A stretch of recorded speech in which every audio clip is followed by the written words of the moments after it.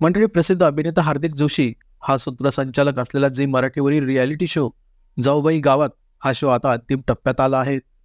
जाऊबाई गावात या रियालिटी शोच्या या वर्षीच्या या पहिल्या सीझनचे आता अंतिम टॉप 5 फायनलिस्ट मिळाले आहेत. यात हे टॉप 5 फायनलिस्ट आहेत रमशा फारुकी, संस्कृती साळुंके, रसिका ढोबळे, श्रेजा म्हात्रे, स्नेहा भोसले या 5 मुली या वर्षीच्या टॉप 5 फायनलिस्ट ठरल्या आहेत.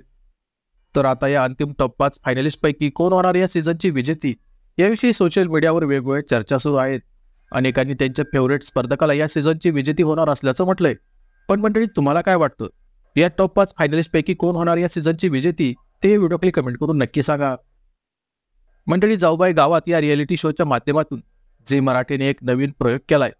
बिग बॉस सारखीच संकल्पना असलेला हा शो ग्रामीण भागात एका खेड्यागावात सुरू करण्यात आला.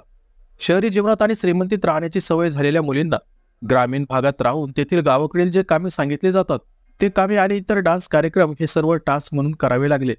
आणि या सर्वांमध्ये आता या टॉप 5 स्पर्धक यशस्वी ठरले आहेत. मंडळी, जाऊबाई गावात या शोच्या पहिल्या सीझनला प्रेक्षकांचाही खूप चांगला प्रतिसाद मिळाला. तसेच या शोमधील अभिनेता हार्दिक जोशीचे सूत्रसंचालन हे अनेक प्रेक्षकांना आवडलं.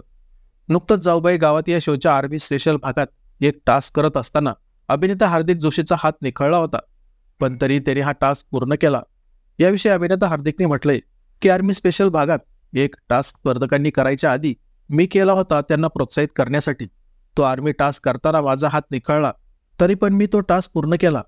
एका सूत्रसंचालकाची भूमिका साकारताना मी कुठे कमी तर पडणार नाही ना, याची सतत मला काळजी घ्यावी लागते.